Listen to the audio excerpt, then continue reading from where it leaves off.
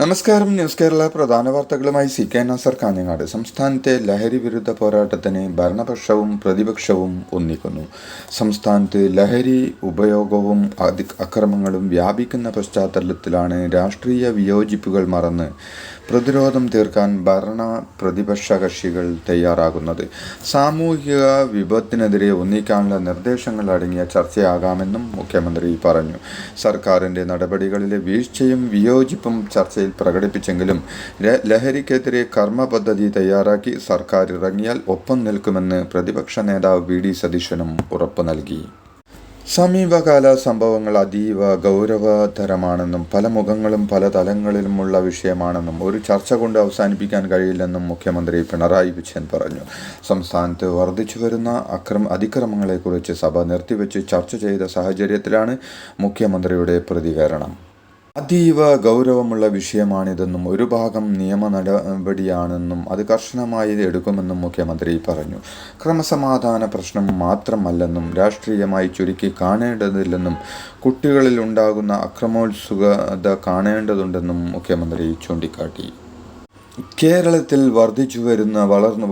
വളർന്നുവരുന്ന ലഹരി ഉപയോഗത്തിൻ്റെയും അക്രമ പരമ്പരകളെയും കുറിച്ചുള്ള അടിയന്തര പ്രമേയ ചർച്ചയ്ക്കിടെ പ്രമേയം അവതരിപ്പിച്ച രമേശ് ചെന്നിത്തലയുടെ മിസ്റ്റർ ചീഫ് മിനിസ്റ്റർ എന്ന വിളിയിൽ പ്രകോപിതനായ പിണറായിക്കെതിരെ പ്രതിപക്ഷ നേതാവ് വി.ഡി. സതീശൻ രമേശ് ചെന്നിത്തല മിസ്റ്റർ മുഖ്യമന്ത്രി എന്നല്ലേ വിളിച്ചതെന്നും അല്ലാതെ പണ്ട് മുഖ്യമന്ത്രി വിളിച്ചതുപോലെ എടോ ഗോപാലകൃഷ്ണ എന്നല്ലോ എന്നും പ്രതിപക്ഷ നേതാവ് ചോദിച്ചു. കഴിഞ്ഞ 4 വർഷവും മുഖ്യമന്ത്രിയെ അപമാനിച്ചു ഒരു വാക്കും ഞങ്ങൾ പറഞ്ഞിട്ടില്ലെന്നും ഞാൻ ഇരിക്കുന്ന ഈ സ്ഥാനത്ത് ഇരുന്നു കൊണ്ട് ഞങ്ങളുടെ മുഖ്യമന്ത്രിമാരായിരുന്നവരെ പറഞ്ഞതൊക്കെ ഓർമ്മിപ്പിക്കരുതെന്നും പ്രതിപക്ഷ നേതാവ് പറഞ്ഞു. സംസ്ഥാന സർക്കാരിൻ്റെ സ്വകാര്യ സർവകലാശാല ബിൽ നിയമസഭ സബ്ജക്ട് കമ്മിറ്റിക്ക് വിട്ടു.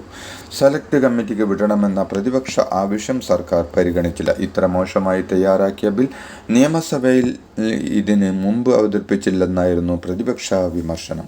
UGC മാർഗനിർദ്ദേശങ്ങൾ പാലിച്ചാണ് ബില്ലെന്നായിരുന്നു മന്ത്രി ആർ ബിന്ദുവിൻ്റെ മറുപടി. പ്രൊഫസർ ചാൻസലർ എന്ന നിലക്ക് ഉന്നത വിദ്യാഭ്യാസ മന്ത്രിക്ക് നിലവിൽ തന്നെ അധികാരങ്ങളുണ്ടെന്നും മന്ത്രി വ്യക്തമാക്കി. കേരള പബ്ലിക് സർവീസ് കമ്മീഷൻ രാജ്യത്തെ ഏറ്റവും മികച്ച പബ്ലിക് സർവീസ് കമ്മീഷനാണെന്ന് മുഖ്യമന്ത്രി പിണറായി വിജയൻ പറഞ്ഞു. 275 ലക്ഷം നിയമനങ്ങൾ 8 വർഷത്തിനുള്ളിൽ സംസ്ഥാനത്ത് PSC വഴി നടന്നു. ഇത് രാജ്യത്തിൻ്റെ ആകെ ശ്രദ്ധ ആകർഷിച്ചതാണ്. നിയമങ്ങൾ വെട്ടിക്കുറക്കണമെന്ന് മുറവിളിയുണ്ടായിരുന്ന കാലത്താണ് കേരള PSCയുടെ മികച്ച പ്രവർത്തനമെന്നും മുഖ്യമന്ത്രി ചൂണ്ടിക്കാട്ടി. നിയമനം 2.75 ലക്ഷം എന്ന് തിരുത്തി വായിക്കാൻ അപേക്ഷ.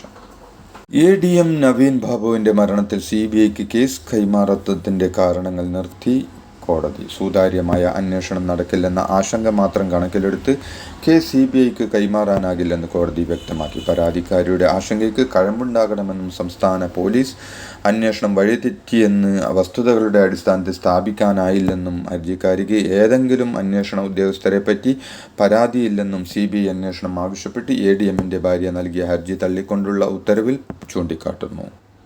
സംസ്ഥാനത്ത് ലഹരിക്കെതിരെ ഒരു നടപടിയും ഉണ്ടാകുന്നില്ലെന്ന് പ്രതിപക്ഷ MLA റോജി M. ജോൺ സഭയിൽ പറഞ്ഞു. കേരളത്തിൽ നടക്കുന്ന 50 കൊലപാതകങ്ങളിൽ 30 എണ്ണവും ലഹരി കൊണ്ടാണെന്ന് പോലീസ് പറയുന്നു.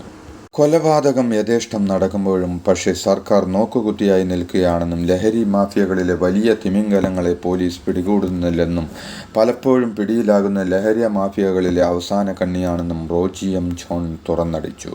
സെക്രട്ടേറിയറ്റ് പടിക്കൽ നടത്തുന്ന രാപ്പകൽ സമരത്തിൻ്റെ 23-ാം ദിവസം ആശാവർക്കർമാരുടെ നിയമസഭാ മാർച്ച്.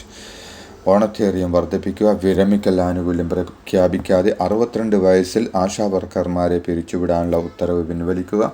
5 ലക്ഷം രൂപ വിരമിക്കൽ ആനുകൂല്യം നൽകുക തുടങ്ങിയ ആവശ്യങ്ങളിൽ ഉറച്ചു നിന്നാണ് ആശാവർക്കർമാരുടെ പ്രക്ഷോഭം. ആശാവർക്കർമാർക്ക് രാജ്യത്ത് ഏറ്റവും ഉയർന്ന ഓണറ്റേറിയം നൽകുന്നത് കേരളമാണെന്ന് നിയമസഭയിലും ആവർത്തിച്ച് മുഖ്യമന്ത്രി വീണ ജോർജ്. NHM പദ്ധതിയിൽ കേന്ദ്രത്തിൽ നിന്ന് കേരളത്തിന് കിട്ടേണ്ട 600 കോടി കിട്ടാൻ പ്രതിപക്ഷം കൂടി ഇടപെടണമെന്ന് മന്ത്രി ആവശ്യപ്പെട്ടു. രാപ്പകൽ സമരം ചെയ്യുന്ന ആശാവർക്കർമാരുടെ നിയമസഭാ മാർച്ച് നടക്കാനിരിക്കെ ഭരണപക്ഷമാണ് ഇന്ന് വിഷയം ശ്രദ്ധ ക്ഷണിക്കലായി സഭയിൽ കൊണ്ടുവന്നത്. സമരത്തെ അവഹേളിക്കുന്ന ഭരണകൂടം ചവറ്റുകുട്ടയിലാകുമെന്ന് ആശാവർക്കർമാർക്ക് ഐക്യദാർഢ്യം പ്രഖ്യാപിച്ച് KK രമ MLA പറഞ്ഞു. ഇവിടെ ഒരു സമരത്തിനും CPMന്റെ തിട്ടൂരം വേണ്ടെന്നും അവരുടെ മുദ്രാവാക്യം ഏറ്റെടുക്കാനല്ല സമരമെന്നും രമ പറഞ്ഞു. ഏത് ആശാവർക്കർക്കാണ് ഇവിടെ 13,000 രൂപ കിട്ടുന്നതെന്നും മന്ത്രി പച്ചക്കള്ളം പറയുകയാണെന്നും മുഖ്യമന്ത്രി സമരം ചെയ്യുന്ന ആശാവർക്കർമാരെ ചർച്ചയ്ക്ക് വിളിക്കണമെന്നും രമ പറഞ്ഞു. കേരളത്തിൽ നിന്ന് കയറധിഷ്ഠിത ഉൽപ്പന്നങ്ങൾ നിർമ്മിക്കുന്ന മെഷീനുകൾ വെനസ്വേല വാങ്ങിയതായി മന്ത്രി P. രാജീവ്. കേരളത്തിൽ നിർമ്മിച്ച വിവിധതരം മെഷീനുകൾക്കാണ് വെനസ്വേലയിൽ നിന്ന് കയർ മെഷീൻ മാനുഫാക്ചറിംഗ് കോർപ്പറേഷന് ഓർഡർ ലഭിച്ചിരിക്കുന്നതെന്ന് മന്ത്രി പറഞ്ഞു.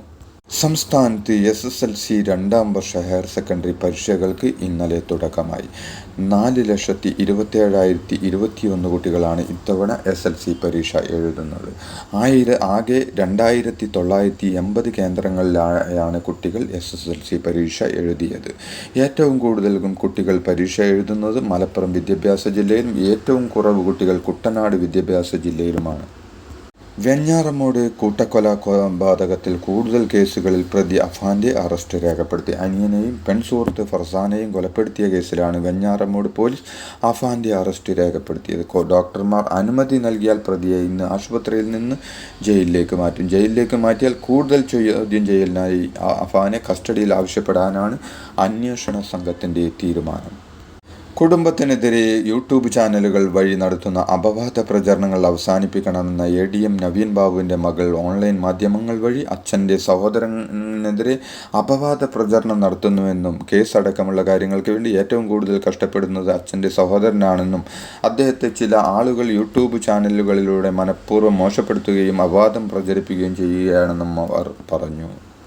പ്രതിഭ MLAയുടെ മകൻ കനിവ് പ്രതിയായ കഞ്ചാവ് കേസിലെ 2 സാക്ഷികൾ കൂറുമാറി. തകഴി സ്വദേശിയായ 2 പേരായിരുന്നു കേസിലെ സാക്ഷികൾ. കഞ്ചാവ് ഉപയോഗം കണ്ടില്ലെന്നാണ് ഇവർ മൊഴി മാറ്റിയത്. പ്രതിഭയുടെ പരാതിയിൽ നടത്തിയ അന്വേഷണത്തിലാണ് എക്സൈസ് അസിസ്റ്റന്റ് കമ്മീഷണർക്ക് മുമ്പിൽ സാക്ഷികൾ മൊഴി മാറ്റിയത്. കോഴിക്കോട് താമരശ്ശേരി ഷഹബാസ് വധക്കേസിൽ പ്രധാന പ്രതിയുടെ പിതാവിനെയും പ്രതി ചേർത്തേക്കും. ഷഹബാസിനെ ആക്രമിക്കാനുള്ള നഞ്ചക് നൽകിയത് ഇയാളെന്ന വിലയിരുത്തലിലാണ് ഈ നീക്കം. പ്രതികളിൽ ഒരാളുടെ പിതാവ് ഉയർന്ന പോലീസ് ഉദ്യോഗസ്ഥൻ്റെ ഡ്രൈവറാണ്. 3 പ്രതികളും താമരശ്ശേരി സ്കൂളിൽ നേരത്തെ ഉണ്ടായ സംഘർഷങ്ങളിലെ പ്രധാനികളാണെന്നും പുറത്തു വന്നിട്ടുണ്ട്. താമരശ്ശേരിയിൽ 10ാം ക്ലാസ് വിദ്യാർത്ഥി ഷഹബാസിനെ കൊലപ്പെടുത്തിയ സംഭവത്തിൽ കൃത്യമായ ആസൂത്രണമുണ്ടായിരുന്നുവെന്ന് ജില്ലാ പോലീസ് മേധാവി KE ബൈജു പറഞ്ഞു. കുട്ടികൾ എന്ന നിലയിലായിരുന്നില്ല മർദ്ദിച്ചവരുടെ ആലോചനയെന്നും കൊലപാതകത്തിൽ ഉൾപ്പെട്ടവരെല്ലാം പിടിയിലായിട്ടുണ്ടെന്നും ഗൂഢാലോചനയിൽ കൂടുതൽ ആളുകൾക്ക് പങ്കുണ്ടോ എന്ന് പരിശോധിക്കുകയാണെന്നും പോലീസ് മേധാവി പറഞ്ഞു. ഇതോടെ ഇന്നത്തെ പ്രധാന വാർത്തകൾ സമാപിച്ചു. നന്ദി, നമസ്കാരം.